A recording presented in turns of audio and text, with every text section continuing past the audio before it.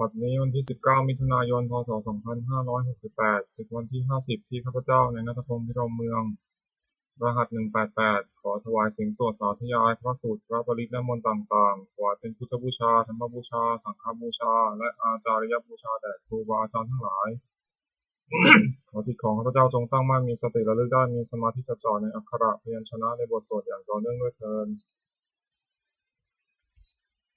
บทที่1บทกราบพระรัตนตรัยอะระหังสัมมาสัมพุทโธภควาพุทธังภควันตังอภิวาเทมิ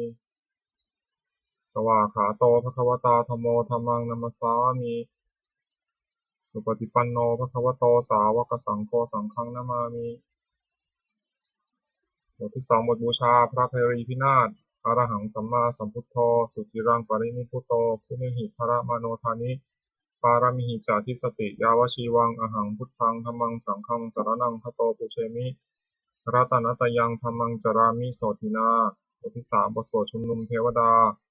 สมันตาจักกาวาเรสุอัตราคฉันตุเทวตาสัทธมังมุนิราชสสะสุนันตุสักขะโมคคัทังสังเคกาเมจารุเปคิริสิกขารัตเตจันตาลิเขวิมาเนติเปรัตเทจคาเมตารุวนาคหาเนเกหาวัตถุมิเจเตภูมิมาจายันตุเทวาชาลถะลวิสเมยัคขะคันทพนาคาติคันตาสันติเกยังมุนิวะระวะจนังสาทโวเมสุนันตุธรรมสสวนากาโลยัมปทันตาธรรมสสวนากาโลยัมปทันตาธรรมสสวนากาโลยัมปทันตาบทที่4บทสวดปุพพะภาคานามการนะโมตัสสะภะคะวะโตอะระหะโตสัมมาสัมพุทธัสสะนะโมตัสสะภะคะวะโตอะระหะโตสัมมาสัมพุทธัสสะนะโมตัสสะภะคะวะโตอะระหะโตสัมมาสัมพุทธัสสะบทที่5บทสวดไตรสรณคมนปาฐะพุทธังสรณังคัจฉามิธัมมังสรณังคัจฉามิสังฆังสรณังคัจฉามิทุติยัมปิพุทธังสรณังคัจฉามิทุติยัมปิธัมมังสรณังคัจฉามิทุติยัมปิสังฆังสรณังคัจฉามิตติยัมปิพุทธังสรณังคัจฉามิตติยัมปิธัมมังสรณังคัจฉามิตติยัมปิสังฆังสรณังคัจฉามิบทที่6บทสวดสัจจกิริยาคาถานัตถิเมสารนังอัญญังพุทโธเมสารนังวรังเอเตนะสัจจวัชเชนะโสทิเมโหตุสัพพทานัตถิเมสารนังอัญญังธัมโมเมสารนังวรังเอเตนะสัจจวัชเชนะโสทิเมโหตุสัพพทานัตถิเมสารนังอัญญังสังโฆเมสารนังวรังเอเตนะสัจจวัชเชนะโสทิเมโหตุสัพพทาบทที่7บทสวดติรัตนะปนามคาถาพุทธังนะเมรัตนะภูตะสรีระจิตตังธัมมังนะเมรัตนะภูตะวิสุทธิสารังสังฆังนะเมรัตนะภูตะสุสีรทิฏฐิเอตังนะเมติรัตนังรัตนัตยาวหังสัมมาสัมโมสริตะวัตถุวิเศษภูตังอัญโยยานยุตตะคุณโยคะวะสปะวัตตังอสุมิกยัมหิติตเทวะยถาติทันเทเอกังวินาตทิตาเรสัมมสัมภเวนะโลเกกทาติจาจิเรนจาปาตุภูตังยะคัมภีระยานวิสยังอติพุทธสัทถังวินยูหิปันติตาชเนหิวิชัญญะรูปังโลกัมหิเกหิติกัฏฐันจุปารัพพนิยังเยสันติสุทธุวิธิตังคุณกายตายะนาเมหิเยวะชนะตายะสุวิสุตัมปิสมุปปัสสตังมนาสิสุทธาปสาทฐานังปุญญัตถิกานะมะสามุตตมะปุณณภูมังทุกขาปมุจจนะมุขาสารนังทตานังปูชาระเหสุปรมังอภิปูชนายังนิพพานาสัจฉิกิริยายุปะนิสยถังสัมมากิเลสัมมาละโสธนาสิทธิยาจะสาธุหิอัตถาคุสะเลหุปเสวนียังปาเนหิจาปิสารนังคัมมนิยะเมวะตัสมาหิตังติรัตนังสารนังคตัมหะปัตตินทิวังคานาเนสุนัมสมานาปูเชมาจาปิสัสสตังสุปัสสันนจิตตาตัฏฐานุปาริจริยาสัทธารตาจาปุญเยนะตัฏฐะสุกะเตนะสุขีภเวมุเตเชนะตัสสะจะสัทธาติสุวัตถิโหตุโยเจทาธัมมะวินะยัมหิปมาณภูโตโลกุตราภิสัมมโยนิยโตสุโพชังตัสโสปะนิสสะจะนิสสายะจายายะอายัมปิโหตุวัตถุตเยปริจิโตสุปสาทการโรบทที่8นามการสิทธิคาถาโยจักขุมาโมหามาลาปะกัตโถสามังวะพุทโธสุขโตวิมุตโตมารัสสะปาสาวินิโมจยันโตปาเปสิเทมังชนะตังวินัยยัง พุทธังวรันตังศิรสานามามิโลกัสสานาถันจาวินายกันจาตันเตชะสาเตชะยสิทธิโหตุสัพพันตารายาจาวินาสเมนตุธัมโมทัชโชโยวิยะตัสสะสัตถุทัสเสสิโลกัสสะวิสุทธิมัคคังนิยานิโกธรรมะทรัสสะทารีสาตาวโหสันติกโรสุจินโนธัมมังวรันตังศิรสานามามิโมหะปทาลังอุปสันตทาหังทัตเตชะสาเตชะยสิทธิโหตุสัพพันตารายาจาวินาสเมนตุสัทธัมมะเสนาสุขตานุโคโยโลกัสสะปะปูปะกิเลสะเชตาสันโตสยังสันตินิโยชโกจะสวากขาตธัมมังวิธิตังกโรติสังฆังวรันตังศิรสานามามิพุทธานุพุทธังสัมมสีรทิฏฐิตันเตชะสาเตชะยสิทธิโหตุสัพพันตารายาจาวินาสเมนตุ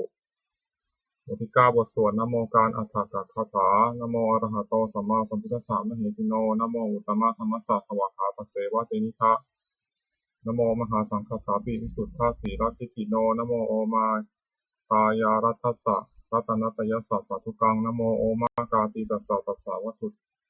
ตยัสสปินะโมการะปัพพเวนะวิคัสสันตุปัทวานะโมการานุภเวนะสุวัตถิโหตุสัพพทานะโมการะสะเตชะนะวิทิมโหมิเตชะวาบทที่10บทสวดมหาสมัยสูตรเอวัมเมสุตังเอกังสัมมยังภควาสัพเพสุวิหรติกัปปิลวตุสมิงมหาวเนมหาตาภิกขุสังฆนะสัพพิมปจามเตหิภิกขุสเตหิสัพเพเหวะอรหันเตหิทัสสะหิจาโลกัสสะตุหิเทวตาเยปุยนะสันนิปติตาโหติภควันตังทัสสะนยะภิกขุสังฆัญจานาทโคจตุนังสัทธาวาสกายิกานังเทวานังเอตัทโหเสยังโกภควาสัพเพสุวิหรติกัปปิลวตุสมิงมหาวเนมหาตาภิกขุสังฆนะสัพพิมปจามเตหิภิกขุสเตหิสัพเพเหวะอรหันเตหิทัสสะหิจาโลกัสสะตุหิเทวตาเยปุยนะสันนิปติตาโหติภควันตังทัสสะนยะภิกขุสังฆัญจายานุนามยังปิเยนะภควาเตนุปัสสังกามยามะอุปสังกามิตวะภควโตสันติเตปเจกคาถาภาษายมาติอัตถโคตาเทวตาสายทัพพินามะภะละวะปุริโสสัมมัญชิตังวะพหังภาษารยะภาษาริตังวะพหังสมิชยะเอวะเมวะสุทธาวะเสสุเทเวสุวันตารหิตาภควโตปุระโตปาตุระหังสุอัตถโคตาเทวตาภควันตังอภิวาเทตวะเอกมันตังอัตถังสุเอกมันตังทิตาโขเอกาเทวตาภควโตสันติเตอิมังคังอภาสิมหาสมโยกวานะสมิงเทวกายาสมาคตาคตัมหะอิมังธรรมสวธรรมะสัมมยังคกิตาเยวะอปราชิตาสังคันติอัตโขอปราเทวตาภควโตสันติเกยิมังคทังอภาสิตัจจาภิกขวสมาทหังสุติตังอัตโนชุกามกังสุสารติวะเนตานิคันเทตวาอินทริยานิลักขันติปันทิตาติอัตโขอปราเทวตาภควโตสันติเกยิมังคทังอภาสิเชตวาคีรังเชตวาปริทังอินทคีรังโอหัจจมเนชาเตจารันติสุภาวิมลาจักขุมตาสุทตาสุโสนาคาติอัตโขอปราเทวตาภควโตสันติเกยิมังคทังอภาสิเยเกติพุทธังสรณังคตาเสนเตขมิสันติปายภูมิปะหายังมนุสังเทหังเทวกายังปริปุเรสันติติอัตถโคภควาภิกขุอมันเตสิเยปุเยนะภิกขเวทัสสสุโลกาธาตุสุเทวตาสันนิปติตาหนติตถาคตังทัสสนยะภิกขุสังฆัญจะเอวิเตภิกขเวอเหสุมติตามัทานังอรหันโตสัมมาสัมพุทธาเตสัพพิภควันตานะเอตัปปรมาเยวะเทวตาสันนิปติตาอเหสุมเสยถาภิไมหังเอตาระหิเจติเตภิกขเวภวิสันติอนาคตามัทานังอรหันโตสัมมาสัมพุทธาเตสัพพิภควันตานะเอตัปปรมาเยวะเทวตาสันนิปติตาภวิสันติสยถาปิไมหังเอตาระหิอติขิสามิภิกขเวเทวกายนังนามานิจิตตายิสามิภิกขเวเทวกายนังนามานิเทศิสามิภิกขเวเทวกายนังนามานิตังสุนาถาสาธุกามนัสสิกโรธาภาสิสามิติเอวัมเพเตติโกเตภิกขุภควโตปัจจสโสภควาเอตทัพโวจะสิโลกัมมนุกัสสามิยถาภูมาตัสสิตาเยสิตาคิริคัพพลังปหิตตาสมหิตาปุถุสีหาวาสันตินาโลมหังสาวิสัมพุโนโอทาตมนัสสาสุทธาวิปัสสนามนาวิลาภิโยปัสสเตยทวาวเนกัปปิลวัตเวตโตมัตติสัทธาสาวเกสัสเนรเตเทวกายาทิกันตาเตวิชานะทัพโตเตจาอัตปามะกรุงสุตวาพุทธศาสสนังเตสัมปตุระหุยนาอมนุสานะทัสนังอเปเกสถามัทธโกสหัสสังหัสสตริงสตังเอเกสหัสสานังอมนุสานะมัทธสงอเปเกนันตามัทธโกทิสาสภาพุตาหงตันตสัพพังอภิญญะวะวะกิตวานันตคุมาตาโตอมันตยิสัทธาสาวเกสาสเนรเตเทวกายาทิกันตาเตวิชานาถาภิกโวเยวหังกิตายิสามิทิระเหนุภูพโสตตสหัสสาวะยะขาภูมากัปปิลวัฏทวาอิทิมันโตชุติมันโตวันนวันโตยสสิโนมัทธมนาภิกาวุมิปุนังสมิติวนัง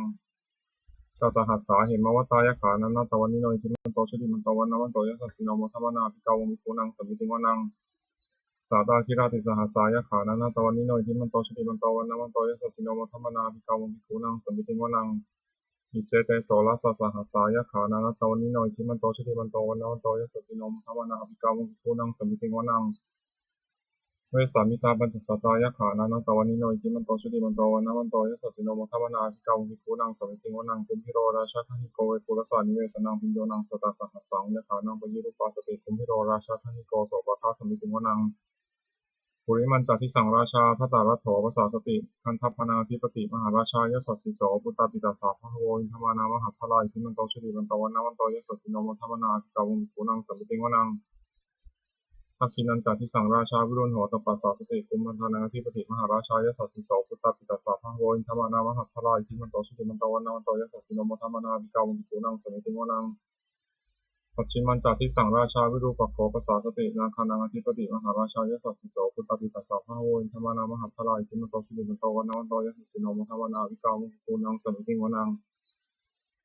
อุตตารัญจติสังราชากุเวโรตปัสสาสติยะคานังอธิปติมหาราชายะสัสสิโสปุตตาปิตาสาภะโวอินทมานามหัพพลาอิทิมันโตชุติมันโตวันนะมันโต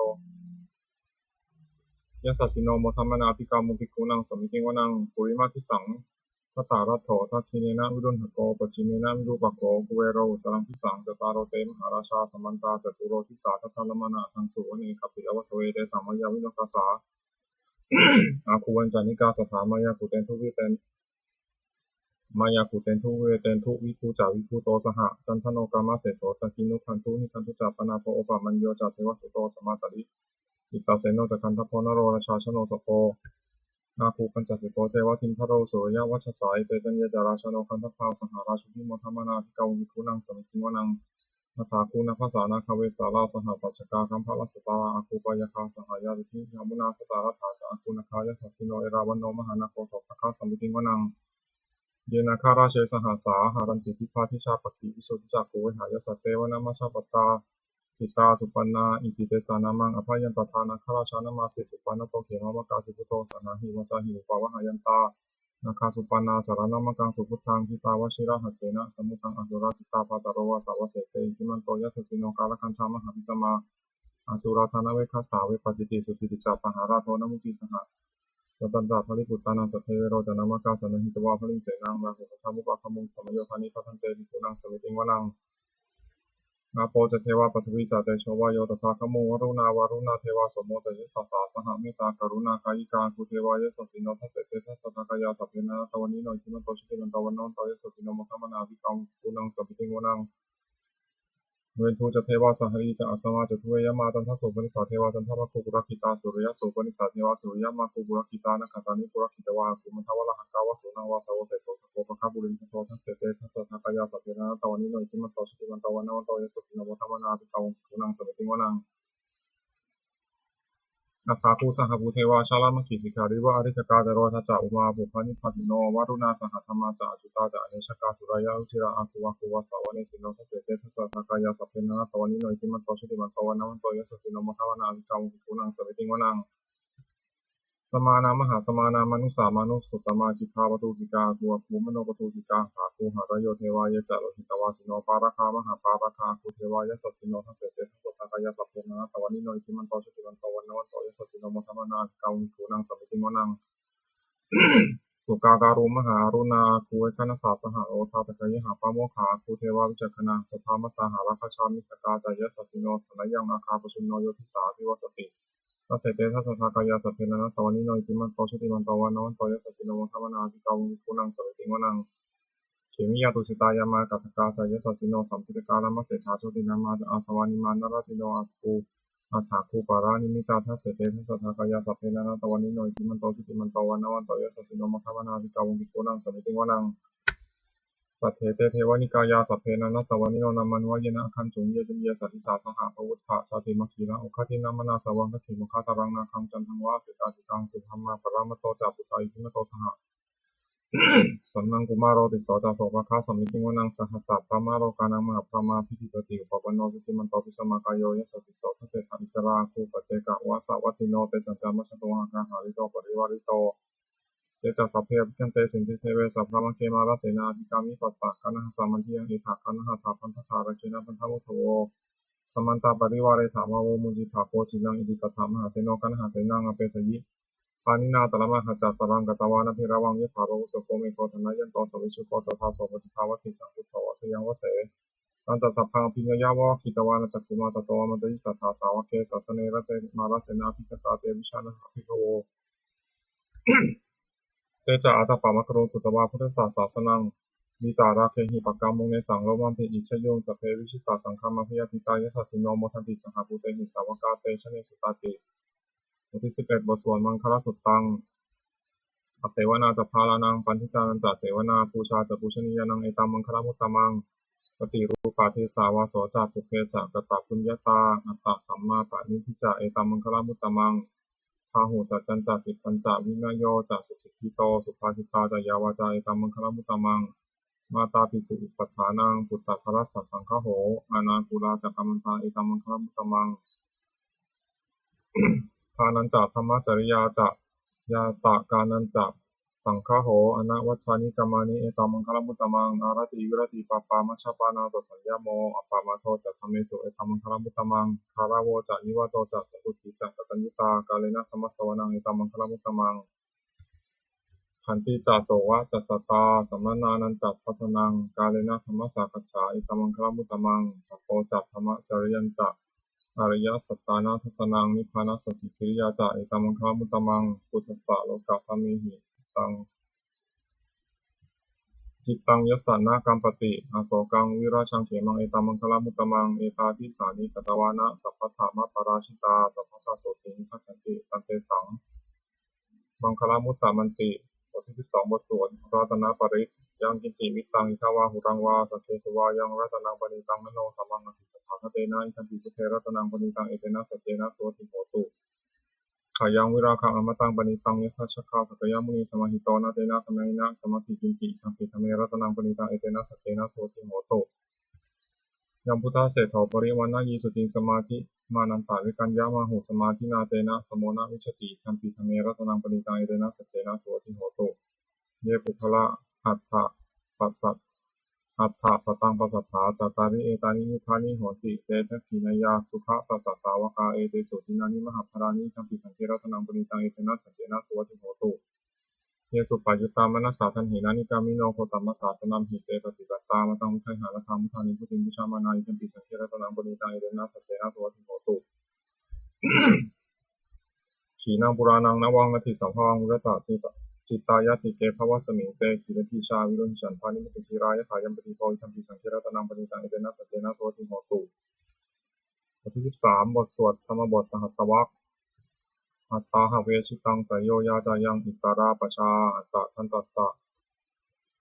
โพสัสสานิจังสัญญาตาจาริโนเนวะเทวนาคันทโพนามาโรสหพรหมุนาชิตังอปาชิตังกายิราตถารุปัสสะชันตุโนบทที่14บทสวดเกตุตสูตรภาสิตามิทังเตนะภควตาชานตาปัสสตาระหตาสัมมาสัมพุทเทนะเอถาตุมเหมาอนุสาเวนะมาปารามะปารายะมาอิติกิรายะมาปฏิกะสัมปทานินะมาตักกะเหตุมานยัคคะเหนะมา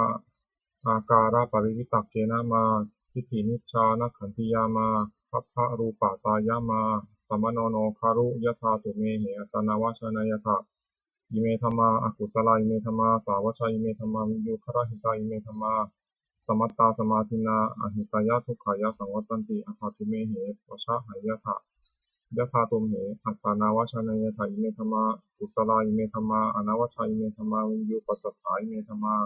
สมัตตาสมาธินาหิตายะสุขายะสังวัตตันติอภาตุเมเหอุปสัมปัชชะวิหารายถาติบทที่15บทสวดอุปเนยสูตรอุปนิยติชีวิตามะปะมายงชรูปานิจัสสานสันติกานาเอตังพยังมรเนเปขามโนปุญญานิกยิราถะสุขาวหานิอุปนิยติชีวิตามะปะมายังชรูปานิจัสสานสันติกานาเอตังพยังมรเนเปขามโนโลกามิสังปัชชะเหสันติเปโขโยทากายนะสังยโมวาจายะอุทาเจตสาตังตัสสะเปตสสะสุขายะโหติยังชีวมโนปการโรติปุญญังธัมโมหาเวรัคขติธรรมจาริงธัมโมสุติโนสุขะมาวหาติเนสานิสังโตธัมเมสุติเนนะทุกขติงคัจฉติธรรมจารีสัพเพสังขารานิจจติยถาปัญญยปัสสติอัฏฐานิทิฏฐิทุเคสัมโควิสุทธิยาสัพเพสังขาราทุกขติ ยถาปัญญายปัสสติยถานิพิทติทุกเขสัมโควิสุทธิยาสัพเพธรรมานัตติยถาปัญญายปัสสติยถานิพิทติทุกเขสัมโควิสุทธิยาบทที่16บทสวดอปันนกชาดกอปันนกัตถานะเมเตทุติยังอาหุตักขิกาเอตทัญญายะเมทาวีตังคันหายาปันนกังพหุงเวสารนังยันติปัปปตานิวนานิจะอารามะรุกขะเจตยานิมนุสาพยาตัจฉิตาเนตังโขสารนังเขมังเนตังสารนามุตมังเนตังสารนามาคมะสัพพทุกขาภูจติโยจะพุทธันจะธัมมัญจะสังฆัญจะสารนังคโตจัตตาริอริยสัจจานิสัมมาปัญญายปัสสติทุกขังทุกขสมุปาทังทุกขสัจจะอติกมังอริยัญจะอัตถังทิกังทุกโขปัสสะมะคามินังเอตังโขสารนังเขมังเอตังสารนามุตมังเอตังสารนามาคมะสัพพทุกขาภูจติบทที่17บทสวดพัทเทกรตะคาถาอตีตังนานวาขมายนะปฏิกังเขอนาคตังบุคคลไม่ควรคำนึงถึงสิ่งที่ล่วงแล้วไม่ควรมุ่งหวังสิ่งที่ยังไม่มาถึงยะถาตีตัมปะหินันตังอัปปตัญจานาคตังสิ่งใดล่วงไปแล้วสิ่งนั้นก็เป็นอันละไปแล้วและสิ่งที่ยังไม่มาถึงก็เป็นยังไม่ถึงปัจจุบันนันตโยธรรมังตถะตถะวิปัสสติสังฆรังสังฆปังตังทิฏฐามนุภรุหเยก็บุคคลใดเห็นแจ้งธรรมปัจจุบันง่ายๆไม่คลอนแคลนในธรรมนั้นได้บุคคลนั้นจึงเจริญธรรมนั้นให้ถูกโปร่งเถิดอัจเชวะกิจจมาตัดฟังโกชัญญามรณังสุเวทุนทั้งคนพิเศษในวันนี้หลักเราจะรู้ความใจในวันพรุ่งนาหิโนสังฆารันเตนะมหาเสนามัจจุนาเพราะว่าความปัจจุบันธรรมชาติที่มีเสนาใหญ่นั้นย่อมไม่มีแก่เราทั้งหลายเอวังวิหาริมาตาปิงอโหรตามตันทิตังตังเวพระเทกรตติสันโตจิตเตมุนิติพระมุนีผู้สงบย่อมเรียกบุคคลผู้มีปกติอยู่อย่างนี้มีความเพียรไม่เกียจคร้านทั้งวันและกลางคืนนั่นแหละว่าผู้มีราตรีหนึ่งเจริญนุภาการชนิดแลบทที่18บทสวดพิณหปัจจเวคคณปาฐาแปลชราธรรมโมหิชรังอนัตติโตเรามีความแก่เป็นธรรมดาจะร่วงพ้นความแก่ไปไม่ได้พยาธิธรรมโมหิพยาธิอนัตติโตเรามีความเจ็บไข้เป็นธรรมดาจะร่วงพ้นความเจ็บไข้ไปไม่ได้มรณะธรรมโมหิมรณังอนัตติโตเรามีความตายเป็นธรรมดาจะร่วงพ้นความตายไปไม่ได้สัพเพหิเมปิเยหิมนาเปหินาภาววินาภาวเราจะละเว้นไม่ต่างๆคือว่าเราจะต้องพัดพรากจากของนาของเจริญใจทั้งหลายทั้งปวงกรรมสกมหิกรรมทายโทกรรมโยนิกรรมพันธุกรรมปฏิสารนเรามีกรรมเป็นของตนมีกรรมเป็นผู้ให้ผลมีกรรมเป็นแดนเกิดมีกรรมเป็นผู้ติดตามมีกรรมเป็นที่อาศัยยังกรรมังกริสามิกัลยาณังวาปาปะกังวาตัสสะทายโทภิสามิเราทำกรรมอันใดไว้เป็นบุญหรือเป็นบาปเราจะเป็นทายาทคือว่าเราจะต้องได้รับผลของกรรมนั้นสืบไปเอวังอัมเหหิอภินหังปัจเจเวคิตัพพังเราทั้งหลายคงพิจารณาอย่างนี้ทุกวันเถิดบทที่19บทสวดเทวตาอุโยชนะคาถาทุกขปตาจนิทุกขาพยาปตาจนิพยาโสกปตาจนิโสกาหัวตุสัพเพปีนานิโนเอตาวตาจะอัมเหหิสัมภตังปุญญาสัมปทังสัพเพเทวานุโมทันตุสัพพะสัมปติสิทธิยาทานังทัพพันตุสัพพายาสีลังมะคันตุสัพพะภาวนาพิทัตตาหัวตุขันตุเทวตาคตาสัพเพพุทธาพระปัตตาปัจเจกานันจะยังพลังอรหันตานันจัตเตชนะละขังวัฏามิสัพพโสบทที่20บทสวดเทวตาปฏิทนาคาถาอันธรรมยังปฏิทนาคาถาโยพนามเสยาเทวตาสันติวิหาราวาสินีปุเตทะเรโพธิทะเรตหินตาธรรมะทาเนนะพวันตุภูชิตาโสถิงกรณเตคะวิหารามันทะเรเทราจมัชานวกาจตุภโวสารามิกาธนปฏิปัสสกาธรรมาจเตสานิธรรมาจอิสราสัพพานภูตาสุขิตาพวันตุเตชลาภูชาเยปิจักนันทสัมภวาสังเจทชาตาอัทโวปปาติกานิยานิกังธรรมวรังปฏิจเตสัพเพติทุกขสักกรณตุสังขยัง